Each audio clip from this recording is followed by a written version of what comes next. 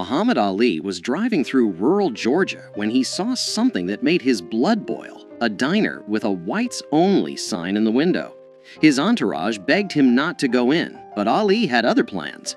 What he said to the owner in those next 10 minutes left the entire diner in tears.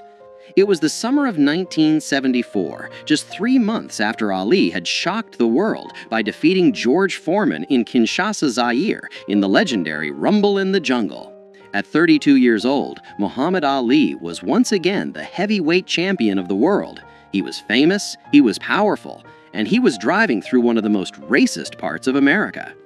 Ali and his small crew, including his longtime friend and photographer Howard Bingham, his trainer Angelo Dundee, and his assistant Bundini Brown, were traveling from Atlanta to a speaking engagement in a small Georgia town. The year was 1974, but in rural Georgia, it might as well have been 1954. The Civil Rights Act had been law for 10 years, but in this part of the South, old hatreds died hard. "We'd been driving for about 2 hours," Howard Bingham later recalled.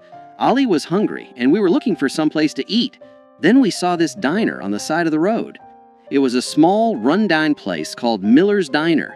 The paint was peeling, the parking lot was dirt, and there in the window, plain as day, was a handmade sign that read, 'Whites only, no colored served.' Bundini Brown saw it first. 'Champ, keep driving, that place ain't for us.'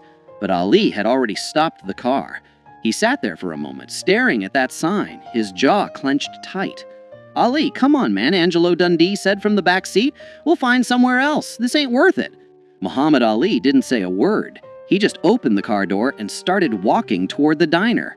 'Oh no,' Howard Bingham said, grabbing his camera. 'Here we go.'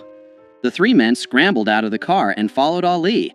They knew that look on his face. They'd seen it before he walked into the ring. It was the look of a man who had made up his mind, and nothing was going to change it.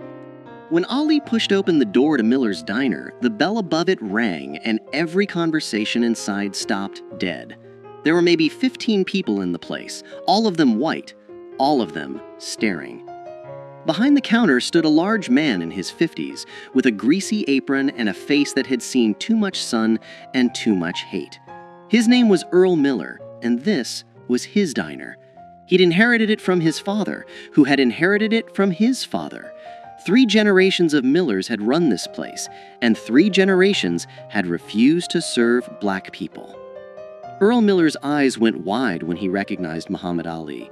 For a split second, something that might have been excitement flashed across his face. Then he remembered where he was and who he was, and his expression hardened into stone. "We don't serve your kind here," Miller said, his voice loud enough for everyone to hear. "Can't you read the sign?" The diner was silent. A few customers looked uncomfortable. Others looked eager, like they were hoping for a confrontation. One elderly couple quietly stood up and left. Muhammad Ali walked slowly to the counter, his eyes never leaving Earl Miller's face. When he spoke, his voice was calm, almost friendly. "I can read just fine," Ali said. "In fact, I've read a lot of things. I've read the Constitution of the United States. I've read the Civil Rights Act of 1964. And I've read the Quran, which teaches me that all men are brothers, regardless of the color of their skin." Miller's face reddened. "I don't care what you've read. This is my property, and I got a right to refuse service to anyone I want. Now get out before I call the sheriff." Ali didn't move. Instead, he did something that surprised everyone in that diner. He smiled. "You know who I am?" Ali asked. "Yeah, I know who you are. You're Cassius Clay, the boxer." "Muhammad Ali," Ali corrected gently. "And you're right. I am a boxer. In fact, I'm the heavyweight champion of the world. 3 months ago, I beat George Foreman, a man everyone said couldn't be beaten. I've fought the toughest men in the world, and I've won most of those fights." Miller crossed his arms. "What's your point?" "My point," Ali said, still smiling, "is that I could walk behind that counter right now, and there ain't nothing you could do to stop me. I could knock you out with one punch. I could tear down that sign in your window. I could make you regret every racist thing you've ever said or done." The tension in the diner was thick enough to cut. Miller's hand moved towards something under the counter, probably a baseball bat. or maybe worse. But I'm not going to do that, Ali continued, his voice still calm. You know why? Because I'm not here to fight you. I'm here to talk to you. I'm here to ask you a question. Miller's hand stopped moving. What question? I want to know who taught you to hate. For the first time, Earl Miller looked uncomfortable. His eyes darted to the other customers, but none of them met his gaze. My daddy, Miller said finally. My daddy taught me that whites and coloreds don't mix. That's just how things are. And who taught your daddy? Ali asked. His daddy, I guess. And so on, Ali said, nodding. 3 generations of Millers, all teaching the next generation to hate people they don't even know. All teaching their sons that the color of a man's skin is more important than the content of his character. Ali leaned against the counter, his posture relaxed, conversational. Let me tell you something about my life, Earl. Can I call you Earl? Miller didn't respond, but he didn't object either. I grew up in Louisville, Kentucky, Ali continued. When I was 12 years old, my bicycle got stolen. I was so angry, I wanted to fight whoever took it. A police officer named Joe Martin told me I better learn how to fight first, so he taught me how to box. You know what's interesting about Joe Martin, Earl? He was white. Ali paused, letting that sink in. The man who changed my life, who set me on the path to becoming heavyweight champion of the world, was a white man. My trainer, Angelo here, Ali gestured to Dundee. He's white. Some of my best sparring partners were white. Some of my toughest opponents were white. And you know what I learned? White people ain't all the same, just like black people ain't all the same. There's good ones and bad ones in every color. That's different, Miller muttered. Those are your people, your work people. No, Ali said firmly, they're just people. That's my point. When I look at you, Earl, I don't see a white man. I see a man who's scared. I ain't scared of nothing, Miller shot back. Yes, you are, Ali said gently. You're scared of change. You're scared that if you treat black people like human beings, something bad will happen. Maybe you're scared your daddy would be disappointed. Maybe you're scared your customers will leave. Maybe you're scared that admitting you were wrong all these years means you wasted your whole life hating people for no good reason. Earl Miller's jaw worked, but no words came out. Ali turned to look at the other customers in the diner. How many of you agree with Earl here? How many of you think that sign in the window is right? Nobody raised their hand. A few people looked at their plates. One middle-aged woman spoke up quietly. Earl, the law says you can't have that sign anymore. I don't care about the law, Miller said, but his voice had lost its conviction. Ali turned back to Miller. Let me tell you what I see when I look at that sign, Earl. I see fear pretending to be strength. I see a man hiding behind his daddy's hate because he's too scared to think for himself. I see someone who could be better but chooses not to be. I ain't scared of nothing, Miller said. You're right, I don't, Ali agreed, but I'd like to. See, here's what I believe, and this comes from my faith, from Islam. I believe that Allah created all people equal. I believe that the only thing that makes one person better than another is their actions, not their skin color. And I believe that it's never too late to change. Ali reached into his pocket and pulled out a $20 bill. He placed it on the counter. I want to buy lunch for everyone in this diner, Ali said. Black or white, it doesn't matter. I want everyone here to eat together, as equals, as human beings. Miller stared at the $20 bill like it was a snake. I ain't taking your money, he said. Why not? Ali asked. Is it because I'm black? Because I thought money didn't have a color. A few people in the diner actually laughed at that. The tension was beginning to break. Ali leaned in closer, his voice dropping so only Miller could hear. Earl, I'm going to tell you something, and I want you to really hear me. In 10 years, maybe 20, you're going to be an old man, and you're going to look back on your life and ask yourself what you stood for. Are you going to be proud that you kept a racist sign in your window? Are you going to tell your grandchildren that you once refused service to the heavyweight champion of the world because of the color of his skin? Or are you going to tell them about the day you changed, the day you chose to be better? Earl Miller's hands were shaking. His eyes were red. I don't know how, he said quietly. How to what? Ali asked. I don't know how to change. This is all I've ever known. Ali smiled, And this time it was warm, genuine.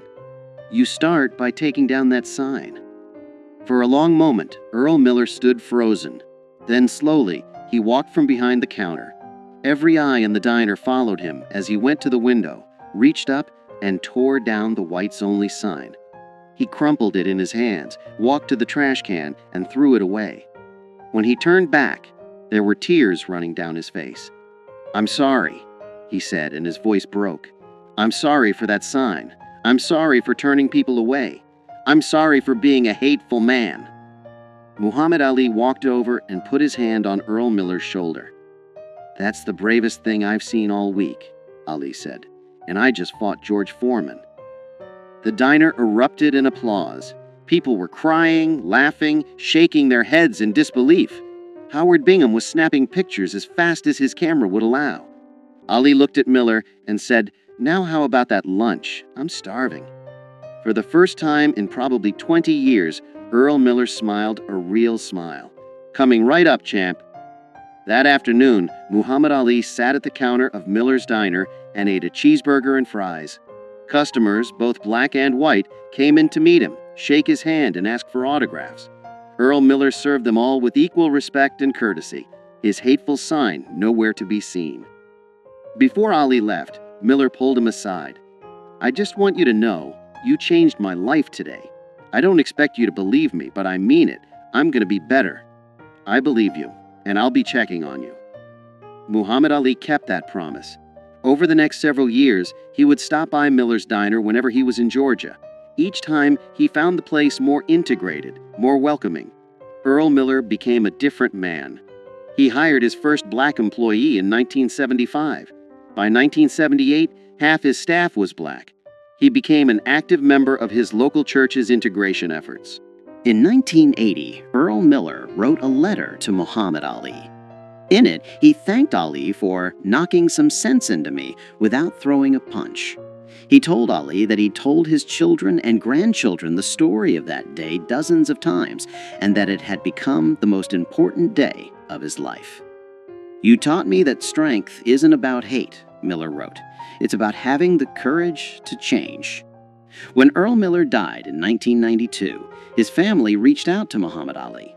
They told him that Miller's final wish was for Ali to know that the cheeseburger he'd eaten that day in 1974 was still the proudest meal Miller had ever served. The story of what happened at Miller's Diner spread throughout Georgia and beyond. Other establishment owners, seeing what Miller had done, began taking down their own racist signs. Some did it quietly, ashamed. Others did it publicly, proudly. Muhammad Ali never bragged about what happened that day. When reporters asked him about it, he would simply say, "I just had a conversation with a man. He did all the hard work." But those who were there knew the truth. Muhammad Ali had walked into a place of hate, armed with nothing but his words, his dignity, and his unshakable belief in the fundamental goodness of people. He had faced down racism not with his fists, but with his humanity. And he had won the kind of victory that matters more than any championship belt. Because anyone can knock a man down with violence, but it takes a true champion to lift a man up with words. Today, the building that once housed Miller's Diner still stands in rural Georgia. It's been converted into a community center. And on the wall, there's a plaque that reads, "On this site in 1974, Muhammad Ali taught us that the most powerful weapon against hate is not a fist, but an open heart." If this story moved you, share it with someone who needs to hear it. Because the fight against hate isn't won in a single moment. It's won in 1,000 small conversations, one changed mind at a time. And sometimes, all it takes is one person brave enough to walk through that door. Muhammad Ali showed us that you don't need to throw a punch to knock out hate.